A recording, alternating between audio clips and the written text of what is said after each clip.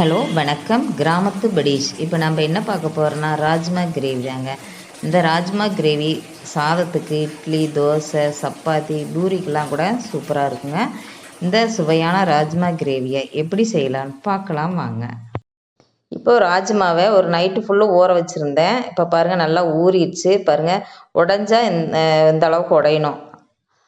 நல்லா ஊறிடுச்சுங்க. இது இந்த தண்ணி அழுக்கு தண்ணியாக இருக்குது. இதை நான் தண்ணி மாற்றிட்டு ஊற வைக்கும்போதே கழுவி தான் ஊற வச்சுருக்கேன். அப்போது அது கொஞ்சம் கலங்கலாக இருக்குது.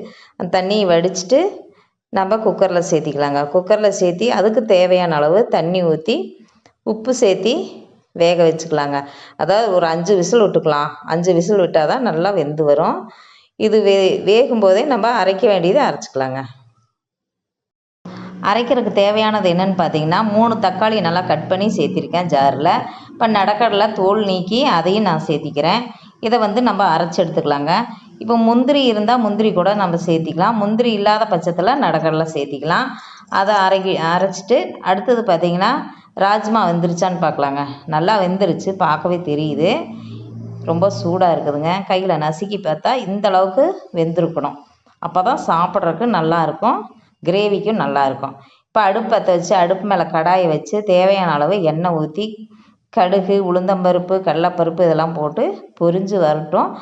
அடுத்தது பார்த்திங்கன்னா சோம்பு போட்டுக்கலாங்க. சோம்பு பொரிஞ்சதும் நம்ம அடுத்தது பார்த்திங்கன்னா பிரியாணி இலை, 2 கிராம்பு, பட்டை ஒரு சின்ன துண்டு, கல்பாசி, 2 ஏலக்காய் இது எல்லாம் போட்டு பொரியட்டுன்ட்டு அடுப்பு சிம்மில் தாங்க இருக்கணும். ரொம்ப ஐயில் வச்சு எல்லாம் தீஞ்சிருச்சுன்னா தாளிப்பு தீஞ்சாவே நல்லா இருக்காது, டேஸ்ட்டே மாறிடும்.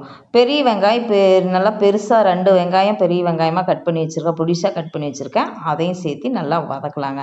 அதாவது இது செவக்க வதக்க தேவையில்லை, நல்லா பொன்னிறமாக, அதாவது ஓரளவுக்கு கண்ணாடி பதத்துக்கு வதங்கினா போதும். பாருங்கள் நல்லா கண்ணாடி பதத்துக்கு வந்துடுச்சு. இப்போ தட்டி வச்ச பூண்டையும் சேர்த்து அதையும் நல்லா வதக்கலாங்க. நல்லா பூண்டு ஓரளவுக்கு மனம் நல்லா வருதுங்க வதக்கவும். இப்போ அடுத்தது பார்த்திங்கன்னா கருவேப்பிலை சேர்த்திக்கலாங்க. கருவேப்பிலை நல்ல உடம்புக்கு ரொம்ப நல்லதும் கூட. நீங்கள் எந்த அளவுக்கு சேர்த்திக்கிறீங்களோ அந்தளவுக்கு சேர்த்திக்கங்க, நிறையாவே சேர்த்திக்க. நான் ஒரு 3-4 கொத்து சேர்த்திருக்கேன். இது எண்ணெயில் இதையும் கொஞ்சம் ஒரு பெரட்டி விட்டுக்கலாங்க. அடுத்தது பார்த்திங்கன்னா நம்ம அரைச்சி வச்சுருக்கலாம் பார்த்திங்களா, அரைச்சி வச்ச அந்த சாந்து அதை இதெல்லாம் சேர்த்திக்கலாங்க. அதை சேர்த்தி நல்லா பச்சை வாசம் போகிற அளவுக்கு நல்லா வதக்கி எடுத்துக்கலாம். ஜாரை மட்டும் லைட்டாக கழுவி ஊற்றிக்கலாங்க. தண்ணி அதிகமாக வேண்டாம்.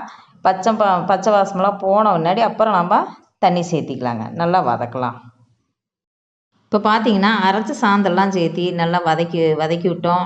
நல்லா கொதித்து நல்ல ஒரு மணம் வந்துருச்சு. கலரே பாருங்கள் சூப்பராக இருக்குது. இதில் மசாலா பொடிகள் சேர்த்திக்கலாம். அதில் என்ன பொடின்னு பார்த்தீங்கன்னா மல்லிப்பொடி, கரம் மசாலா, மிளகாத்தூள், மஞ்சத்தூள் இதெல்லாம் சேர்த்திக்கலாம்.